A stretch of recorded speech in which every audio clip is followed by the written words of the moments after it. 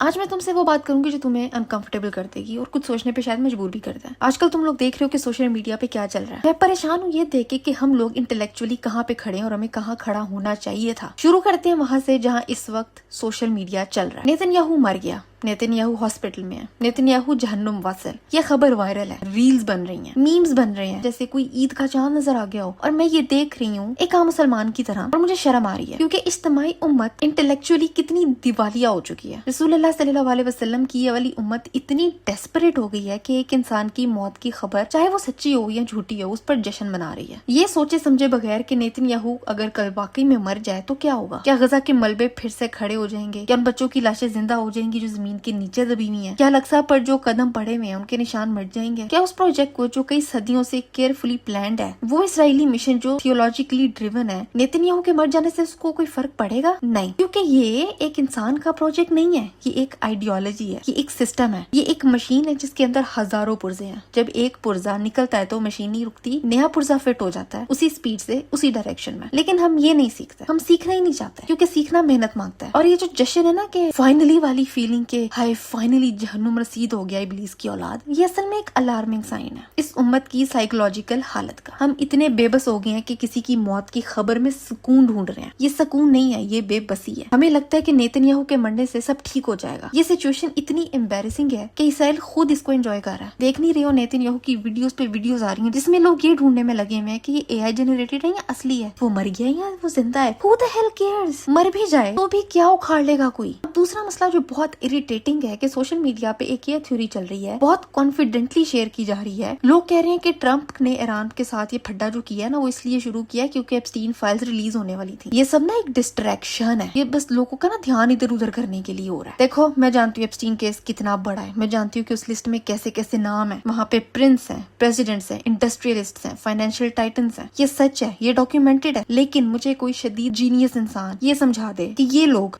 जो इस लिस्ट में है, क्या ये लोग डरते हैं? ये लोग किस चीज से डर रहे हैं? ये लोग क्यों डरेंगे? जरा सोचो।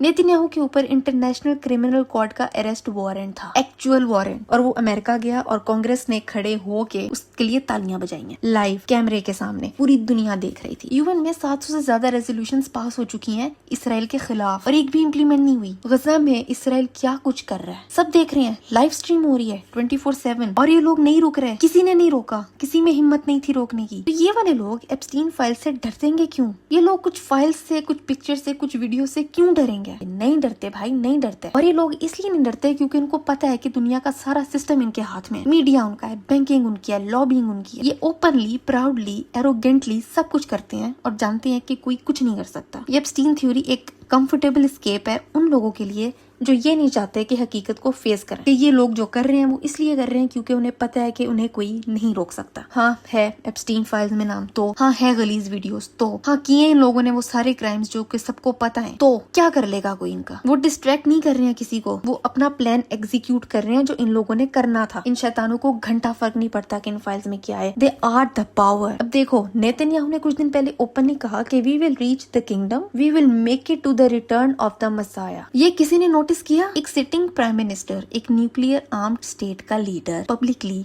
ओपनली कैमरास के सामने ये कह रहा है कि मेरा मिशन मसाया की वापसी से जुड़ा हुआ है। ये एक थियोलॉजिकल डिक्लेरेशन है और ये पहली बार नहीं हुआ। तुम्हें याद नहीं होगा, मैं याद कराती हूँ, जब इसराइली फाइनेंस मिनिस्टर ने कहा था कि हम अपने डिवाइन राइट से ये जमीन ले रहे हैं। ये फ्रिंज नहीं है, ये करंट इसराइली गवर्नमेंट का कोर है। रुको मैं तुम्हें पूरी पिक्चर देती हूँ। जूविश रिलीजियस ट्रेडिशन में, specifically in religious Zionist thought, Messiah के आने की कंडीशंस हैं और उनमें से एक बहुत इंपॉर्टेंट है थर्ड टेम्पल का बनना, हैकले सुलेमानी। और थर्ड टेम्पल कहाँ बनेगा? वहाँ जहाँ पर आज मस्जिद अल-अक्सा खड़ी है। ये सिर्फ रिलीजियस बिलीफ नहीं है, ये इसराइल का कोर है। जूइश रिलीजियस लॉ में specifically in the book of numbers एक हुक्म है कि थर्ड टेम्पल के लिए प्यूरिफिकेशन रिचुअल के लिए एक बहुत परफेक्ट, कंप्लीटली रेड, जिसपे कोई दाग ना हो, ऐसी गाय की जरूरत है। एक भी बाल काला या सफेद ना हो, प्योर लाल हो। ये इतनी रेयर कंडीशन है कि जूइश ट्रेडिशन के मुताबिक पूरी हिस्ट्री में सिर्फ 9 बार ऐसी गाय मिली है और 10वीं का इंतजार है। 2022 में टेक्सास से 5 रेड हाइफर्स इसराइल लाई गई। 5 केयरफुली सिलेक्टेड, इम्पोर्टेड। कितने लोगों ने ये न्यूज देखी? कितने लोगों ने इसको सीरियसली लिया? ये कॉन्स्पिरेसी थ्योरी नहीं है, ये डॉक्यूमेंटेड है। ये इसराइल न्यूज में था। ये टेम्पल माउंट फेथफुल जैसे ग्रुप्स ने सेलिब्रेट किया था कि लोग सीरियसली, बहुत सीरियसली इस चीज को लेकर चल रहे हैं। सवाल तो आते ना दिमाग में कि लोग मस्जिद अल-अक्सा को शहीद कैसे करेंगे। एक क्लिप है एक ज़ायनिस्ट एक्टिविस्ट का क्लिप, जो ओपनली कैमरे के सामने ये कह रहा है कि आजकल ईरान और इसराइल के दरमियान जो मिसाइल्स गिराए जा रहे हैं, इसी दौरान इसराइल अल-अक्सा पर बॉम्ब गिराएगा और ब्लेम डाल देगा ईरान पे कि ईरान ने मस्जिद अल-अक्सा पर बॉम्ब गिरा दिया, और इस तरह से पूरी मुस्लिम उम्मत ईरान के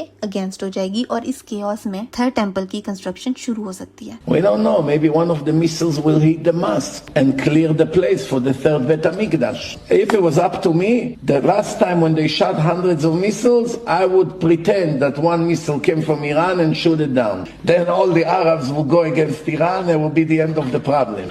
You make them fight with each other, this bunch of lunatics. Never too late. You deal with a bunch of cowards. वो लोग ओपनली अपना प्लान बता रहे हैं, डर नहीं रहे, क्योंकि उनको पता है कि उनका कोई कुछ नहीं बिगाड़ सकता, क्योंकि स्क्रिप्ट बहुत पहले से लिखी जा चुकी है। ये सिर्फ कोइंसिडेंस नहीं है, ये प्रोफेसी है जो कि हमारी आंखों के सामने अनफोल्ड हो रही है। और पाकिस्तानी क्या कर रहे हैं? रमजान ट्रांसमिशन में बैठ के फेक कॉल्स करवा के स्क्रिप्टेड ड्रामा करके जेबों में रोकड़ा भर रहे हैं और हम बेवकूफ अवाम उनको वायरल कर रहे हैं। अल-अक्सा वो मस्जिद है जहाँ हमारे नबी सल्लल्लाहु अलैहि वसल्लम ने इसरा वल मेराज की रात तमाम अंबिया की इमामत कराई। वो मस्जिद खतरे में है, रियल खतरे में है, डॉक्यूमेंटेड खतरे में है, जिस खतरे का प्लान कैमरे पर बयान हो चुका है। और हम क्या कर रहे हैं? ये उम्मत, ये 1.8 बिलियन की उम्मत अगर आज भी नहीं जागी तो कब जागेगी? हम लोगों ने क्या तब जागना है जब अल-अक्सा नहीं रहेगी, या तब जागेंगे जब वहाँ पे टेम्पल खड़ा हो जाएगा? अपने आप को इस नैरेटिव से अलग करो जो तुम्हें पैसिव रखता है कि एक बंदा मर जाएगा तो सब ठीक हो जाएगा। ये नैरेटिव तुम्हें चुप रखने के लिए है कि ये सब डिस्ट्रैक्शन है। ये भी तुम्हें असली मसले से दूर रखने के लिए है। और असली मसला ये है कि एक systematic, theologically motivated, heavily funded project चल रहा है। मुस्लिम